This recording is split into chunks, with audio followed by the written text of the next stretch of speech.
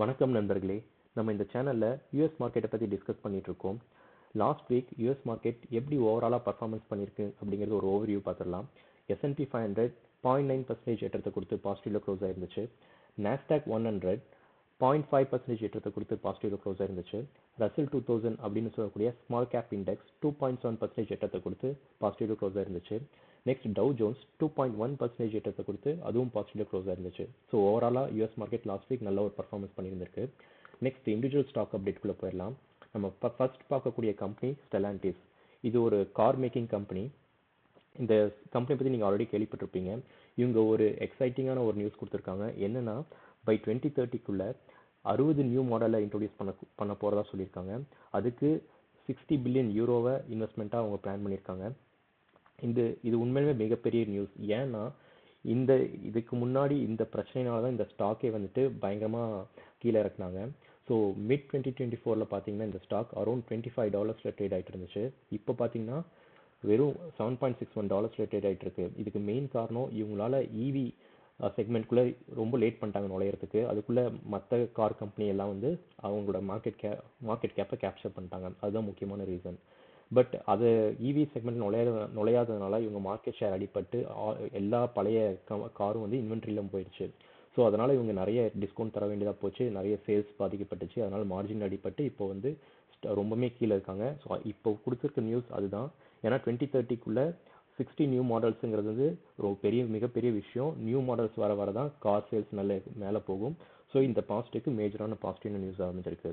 அது போக இன்னொரு பாசிட்டிவ் நியூஸ் இருக்குது. குவால்காம் அப்படின்னு ஒரு கம்பெனியை கேள்விப்பட்டிருப்பீங்க. அது semiconductor and chip making company. அவங்க கூட இவங்க ஒரு பார்ட்னர்ஷிப் போட்டிருக்காங்க. குவால்காமோட லேட்டஸ்ட் டெக்னாலஜியை இவங்க வந்துட்டு அக்வயர் பண்ணி ADAS அப்படின்னு சொல்லக்கூடிய அட்வான்ஸ்ட் டிரைவர் அசிஸ்டன்ட் சிஸ்டம்ஸ் அப்படின்னு கூடிய டெக்னாலஜி இவங்க யூஸ் பண்ண போகிறாங்க ஸ்டெலாண்டிஸ்க்கு. ஸோ இதனால் என்ன ஆகும்னா இவங்களோட கார் இன்டெலிஜென்ட், ஸ்மார்ட்டர், அதுக்கப்புறம் சேஃப் டிரைவிங்காக இந்த நல்ல யூசர் எக்ஸ்பீரியன்ஸ் கொடுக்கும் அப்படின்னு சொல்லியிருக்காங்க. இது ஒரு நல்ல ஒரு அப்டேட்டாக இருக்குது. குவால்காம் பொறுத்த வரைக்கும் இது ஒரு பாசிட்டிவ் க்ரோத் நியூஸ். ஸ்டெலாண்டிஸ் பொறுத்த வரைக்கும் இதுக்கு ஒரு growth news. So next Merck share பார்த்துடலாம். ஸோ மெர்க் ஷேர் வந்து இது வந்து ஒரு ஃபார்மா கம்பெனி. இவங்களுக்கு ஒரு நல்ல ஒரு பாசிட்டிவ் நியூஸ் வந்திருக்கு. என்னென்னா ரீசெண்டாக யூரோப்பியன் மெடிசன் ஏஜென்சி அப்படின்னு சொல்லக்கூடிய CHMP அப்படின்னு சொல்லக்கூடிய ஒரு ஏஜென்சி கீட்டூடா அப்ரூவலுக்கு ரெக்கமெண்ட் கொடுத்துருக்காங்க. ஸோ இவங்க பேசிக்காக கீட்டூடா ட்ரக் அப்படிங்கிறது வந்துட்டு ஒரு கேன்சர் மேக்கிங் ட்ரக். ஸோ அவங்க வந்துட்டு அது ட்ரையல்ஸ் போயிட்டுருக்கு. அந்த ட்ரையல் நல்லா பாசிட்டிவ் ரிசல்ட் கொடுத்ததுனால அந்த யூரோப்பியன் கம்பெனி ஏஜென்சி இவங்களுக்கு வந்து அப்ரூவல் கொடுக்க ரெக்கமெண்ட் கொடுத்துருக்காங்க. ஸோ இது ஒரு பெரிய பாசிட்டிவ் நியூஸாக இருந்ததுனால இந்த ஸ்டாக் லாஸ்ட் ட்ரேடிங் செஷனில் அரௌண்ட் 6% ஏற்றத்தை கொடுத்துருக்கு. நீங்கள் இந்த ஸ்க்ரீனில் பார்க்கலாம். ஸோ மெர்க் இந்த கம்பெனி கரண்ட்லி அரௌண்ட் $122.41 ட்ரேட் ஆகிட்டு இருக்கு. ஸோ நான் இந்த ஸ்டாக்கில் ஆப்பர்ச்சுனிட்டி இருக்கும்போது நான் பார்க்கும்போது அரௌண்ட் $70-80 $79 இது ஆப்பர்ச்சுனிட்டி இருந்துச்சு. ஸோ இப்போது ஒரு நல்ல ஒரு ஏற்றத்துக்கு இருக்கு. பட் இதில் இன்னும் க்ரோத் இருக்குன்னு நான் எதிர்பார்க்குறேன். ஸோ நெக்ஸ்ட் ஸ்டாக் போயிடலாம். Next AMC entertainment. இது ஒரு மூவி தியேட்டர் கம்பெனி.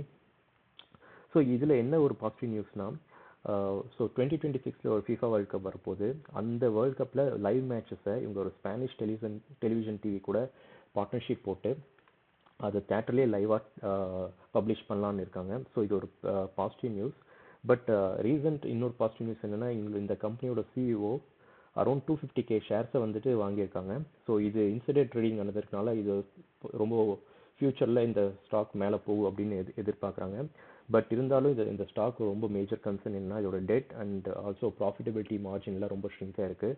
ஏன்னா நிறைய OTT இவங்க காம்படிஷன் இருக்கிறதுனால இவங்க பெரிய ப்ராஃபிட்டபிள் பண்ண மாட்டாங்க. அப்படிங்கிறதுனால இவங்களோட ஷேர் ப்ரைஸ் அரௌண்ட் $4 இப்போ பார்த்தீங்கன்னா $1.51 ட்ரேட் ஆகிட்டு இருக்கு.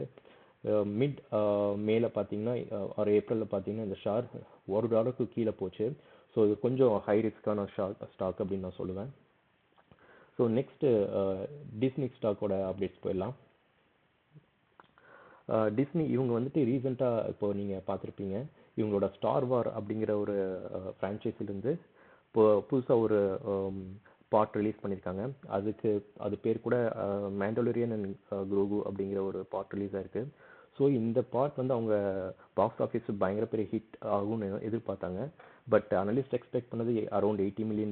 பட் அதை பீட் பண்ணி $82 million வந்திருக்கு. பட் பெரிய லெவலில் அவங்க எக்ஸ்பெக்ட் பண்ண அளவுக்கு அவங்க பாசிட்டிவ் அவங்களுக்கு கிடைக்கல. ஸோ இந்த நியூஸ் வந்து இந்த டிஸ்னி ஷேருக்கு ஒரு நெகட்டிவ் நியூஸ் தான் அமைஞ்சிருக்கு.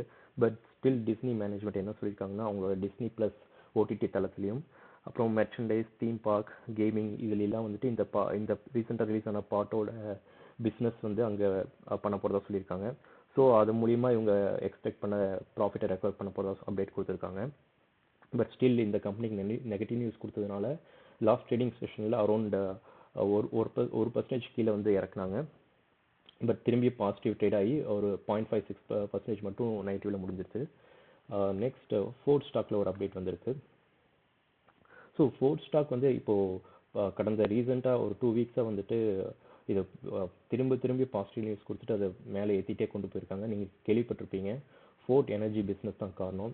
இவங்க சைனாவை சேர்ந்த கேட்டில் அப்படின்னு சொல்லக்கூடிய பேட்டரி மேனுஃபேக்சரிங் கம்பெனி கூட சேர்ந்து ஒரு இவி வெஹிக்கிளுக்கு பேட்டரியை தயாரிக்க போகிறதா சொல்லியிருக்காங்க. அதனால் வந்துட்டு இங்கே டைரெக்டாக யூஎஸ் மார்க்கெட்டில் பெரிய காம்படிஷன் இருக்கும். இவங்களோட அடுத்த கம்பெனி லைக் டெஸ்லா, அப்புறம் ஜென்ரல் மோட்டார்ஸ், இவங்ககிட்ட வந்து மார்க்கெட் ஷேர் இவங்க வந்து எடுத்துக்க போகிறதா அறிவிச்சிருக்காங்க. ஸோ அது மட்டும் இல்லாமல் இந்த ஃபோர்ட் ஷேருக்கு இன்னொன்று பெரிய நியூஸ் என்னென்னா, இவங்க வந்து எனர்ஜி பிஸ்னஸில் இருக்கிறதுனால பேட்டரி ஸ்டோரேஜ் சிஸ்டமில் இறங்க போகிறாங்க. ஸோ இதன் மூலயமா ஏஐ டேட்டா சென்டருக்கு இவங்க பேட்டரி பேக்கப் ஆப்ஷன் பிளான் கொடுக்க போகிறாங்க.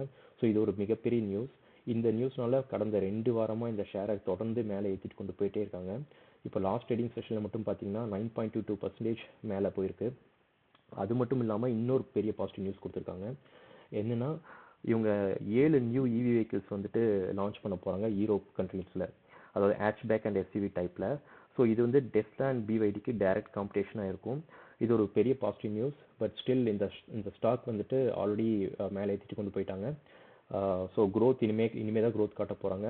பட் இந்த ஸ்டாக் வந்து $8 கீழேக்கெல்லாம் வந்துச்சு. ஸோ அப்புறம் ஒரு நல்ல ஆப்பர்ச்சுனிட்டி இருந்துச்சு. ஸோ இதே மாதிரி உங்களுக்கு இனிமேல் யூஎஸ் மார்க்கெட்டை பற்றி தெரிஞ்சுக்கணும், இல்லை ஏதாவது ஸ்பெசிஃபிக்கான ஸ்டாக் அனலைஸ் பண்ணணும்னா கமெண்ட் செக்ஷனில் கமெண்ட் பண்ணுங்கள். மறக்காமல் investment billions Tamil channel subscribe பண்ணுங்கள். தேங்க்யூ.